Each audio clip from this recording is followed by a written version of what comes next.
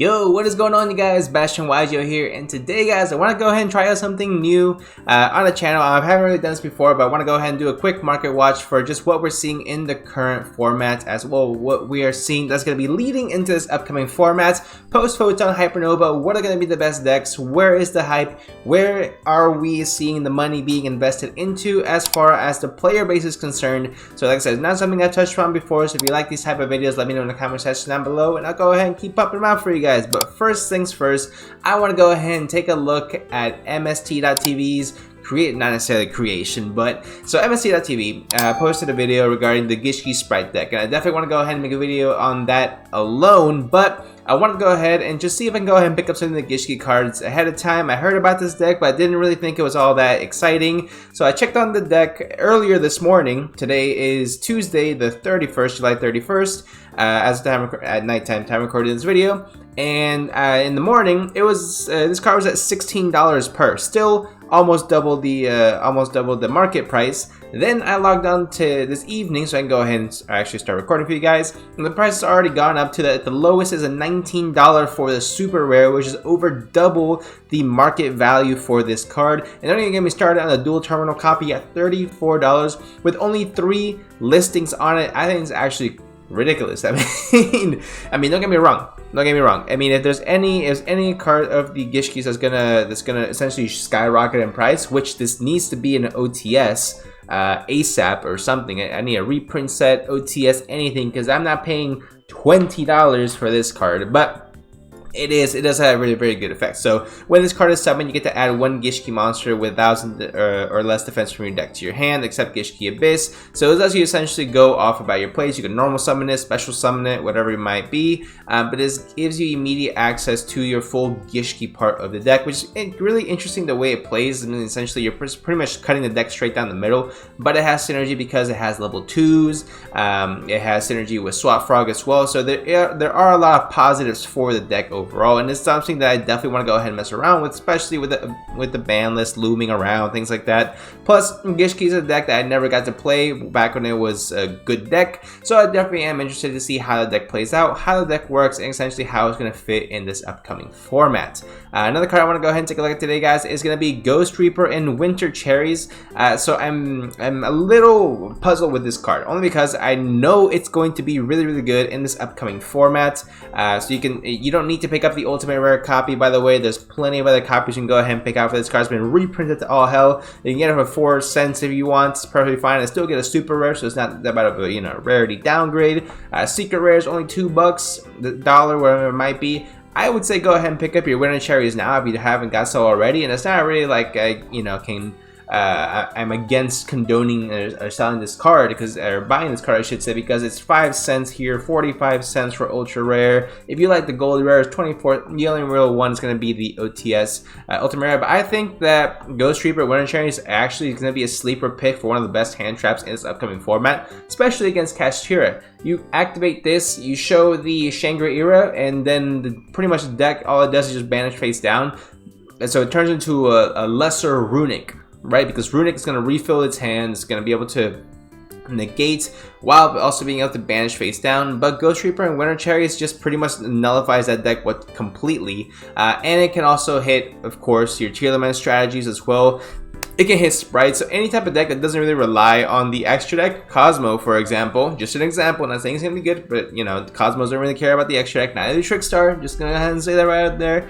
But I definitely see Ghost Reaper and Winter Cherries being one of the better hand traps in this upcoming format. Next up is going to be Springans Merrymaker. So Merrymaker has been shooting up in price quite significantly, going from like a 70-cent card, 80-cent card, 50-cent card to a $3 super rare at this point. Super rare or ultra rare? Super rare, right? So really, it was Springans Merrymaker. Springans in general didn't really take off the way I believe a lot of people were thinking it was going to take off, or people essentially thinking that this deck was going to be very mid to maybe high rogue. Essentially, it didn't do any of that whatsoever. But but what it did do is gave us Springans Merrymaker, which is an easy way to access gigantic champion Sargas coming out of Photon Hypernova, which is going to be one of the secret rares, around $35 pre-sale right now, which is most likely going to go down, but it's actually really good and has a cool effect. Also big body, 2800 attack, 1500 defense. So essentially what this card does, yes, it lets you add a Spriggans or a Therion card, which is a lot less generic of an effect. That was the word.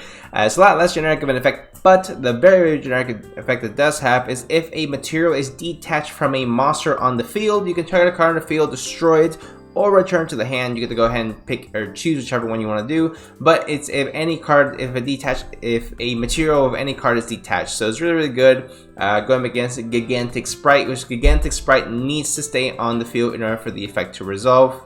Oh, actually, it doesn't detach its cost, so maybe not that one, but you get what I'm saying. It can get around a lot of really pesky Xyz monsters as well, so it might actually be a counter to Galaxy Eyes Photon, but it's not really going to be a competitive deck anyway. But still, it is something to keep an eye on. So if you have your Merrymakers, I would go ahead and just offload them now, if you can, because I don't think it'll ever reach a $3 price point ever again, unless this card just never gets reprinted, which I can definitely also see happening.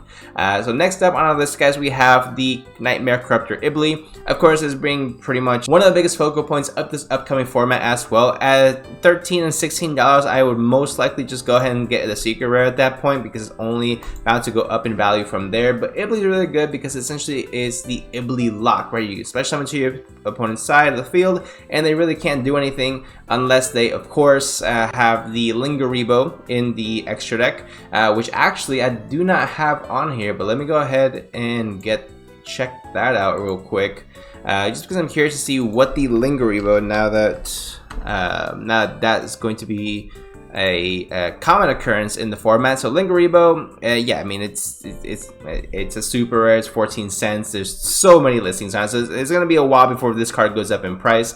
I think the main focal point is gonna be Iblee, and then I guess people just don't think that it's gonna be as big a deal. They think it's gonna be a big deal, but they think they can still go ahead and play around this type of way. I don't know. The point is, Iblee's going up in price. I would not pay $30 for this. Go ahead and say that right off the bat, but it is what the near mints are going for apparently. Okay, so only alright, so there's only one portion. I'm very tempted to go ahead and buy this right now. Actually, by the time this video uploads, this is most likely be gone. But $16 if you guys want to go ahead and pick up your Iblee from EOT Games. Near mint, I would go ahead and scoop this up actually. So there we go, Lingeribo, and then so I want to go ahead and touch on the Tearlament. So Tearlament has pretty much plummeted in price from being probably one of the most expensive decks in the most expensive deck last format to being now bottom of the barrel. Pretty much you can pick either this up or Fluandry. Is really up in the air as far as that goes when it comes to a price point. So the Primeval Planet Perlereino is now a $35 card. Probably you can pick it up for like 80 bucks for the playset essentially. Don't get the Japanese version because it's not going to be TCG legal, but I'm pretty sure you can pick it up off a friend for like 80 bucks or someone you know for 80 bucks. I mean, that seems like a fair price to me, considering that the risk you are taking, because this card is mostly going to get hit. If it doesn't get hit, then kudos to you, you probably made a profit, but essentially what you are rolling the dice with this is that the entirely Tearlament deck is either going to be slashed, cut in half, and obliterated, or Konami's gonna give it a slap on the wrist, as I'm expecting them to do, and then just go ahead and go about their day, and then Tearlament is still gonna be a tier 0 deck of the format, in which case then this is still going to be going up and up in price right after the ban list hits. The reason I say ban list is because we don't really know if one's going to come anytime soon. They might wait till after Photon Hypernova, which I think is a mistake. But I mean, at this point, it is all just speculation, guys. I don't know Konami. Konami doesn't know me. I hope I get to know Konami because then they give me cool stuff. But it is what it is. So to go around with the upcoming format as well, we have Ground Collapse. So Ground Collapse, funny enough, started shooting up in price. So it's pretty steep climb. It's not anything crazy. It's not going to be anything groundbreaking. Ground Collapse, but I do see it going up in price. People picking up their copies for like $1-2. I mean, if you have this, I mean, I think it only has two or three printings. This one's out of stock surprisingly, but I mean, I don't really see a difference between these two. So anyway, the point is that with Ground Collapse, while it's not a very expensive card, it does kind of speed up the process for Kashtira as far as taking out your opponent's zones, which is what it's trying to do regardless, right? It's trying to do it in a very effective manner. So with this, it would just need to pretty much take out 3 of your monster zones, unless you draw 2 of these, in which case you only take out 1 of your opponent's monster zones, and then you just start attacking these spells and traps, and you attack for game, and then it's all hunky-dory from there. Easy peasy lemon squeezy. I'd probably get the one that says magic card just because I like when cards say magic card instead of spell card, but that's personally my my personal preference. But Ground Collapse, I can honestly see it look, we have seen a few decks actually play Ground Collapse before, whether it was the Ojama or some other type of burn wacky deck. But if there was ever a time where Ground Collapse was going to become meta relevant, this would be the time. This would be the time where Kashtira has to take advantage of more ways to block out your opponent's zones. I wouldn't be surprised if Kashtira wasn't going to start playing like Ojama Trio or Ojama Duo, whatever it might be, to just block out your zones with tokens. Although, yes, you can still tribute off the tokens or link off the tokens, things like that. So Ground Collapse is probably going to be the better move for those players who want to try that out as well. But enough of Ground Collapse, guys. Now let's get into the next one. So we have Swords of Concealing Light, a card that has been pretty much shooting up like crazy for the past month or so, or 3 months, I should say. Yeah, I mean, it's a card that no one, I mean, or look at a year, it's like a $2, $3 card. Now is going up to a $12 card minimum right out for damage for would be 6. Near miss card going to be a $12, $13 range. I mean, essentially, Swords of Concealing Light. As I said in my video yesterday, if you guys did not check that out, make sure you check it out. Link will be in the description. Check out the video I posted yesterday, or it'll also be in the end card if you want to go ahead and skip to the end and click on that as well. It should be in the end card anyway. So Swords of Concealing Light is going to be a good counter for a lot of top meta decks. It can counter Kashtira because the Book Moons everything face down. Also, a Book of Eclipse. Book of Eclipse not really seeing a big splash as far as any price jumps goes, but this is definitely seeing one. It's being, I think this is going to be actually the only foil copy of this card. There's so many common printings, a rare, and yes, only holo printing, guys. So definitely make sure you take advantage. Wait. Okay, so there's a $10, there's 2 listings for the Dark Revolutions Volume 3 Rare. I'm sure there's a good reason for that, but the reason doesn't matter. Go ahead and pick up the Ultra Rares for around the same price as well. We're going to touch on 2, well actually 1 more card and 1 deck core. So Sprights are pretty much the only deck that's been completely untouched by the fear of the Forbidden Limited List. Pretty much only because it's the only deck that seems fair enough to just kind of leave alone, really. What essentially can you do? Put starter to 1, 2, I mean put blue to 1 or 2, put elf to 1 or 2. I mean, the deck is still going to see competitive viability. It's a bunch of free special summons is what it is. But the way it goes, guys, even if it gets hit, like I said, you have the Gishki version as well, so there's no reason for Sprights to go down in price. I think you have a Sprite core, you're going to be at the safest right now. Now, I obviously can't see the future like Champ says, so make sure you take whatever I say with a grain of salt. This is just my personal opinion and speculation as of now. But the last card we're going to go ahead and check out today, guys, is going to be Big Eye. Number 11 Big Eye. Specifically the one out of the Astral Pack, just because it is so nicely priced at $111 for a unlimited near mint. I also saw it at around $150 if you want the... But looks like those were the last listings because it is now listed at $150 minimum. So Big Eye is going to be a huge part of the Kashtira strategy. Every Kashtira deck is going to have at least 1 just in case, so you can go ahead and take your opponent's monster. It's going to be actually a lot more relevant than people think. So, and that's going to be pretty much it, guys. So, I mean, Big Eye is interesting though, because not a single copy of Big Eye is less than $10 at the moment.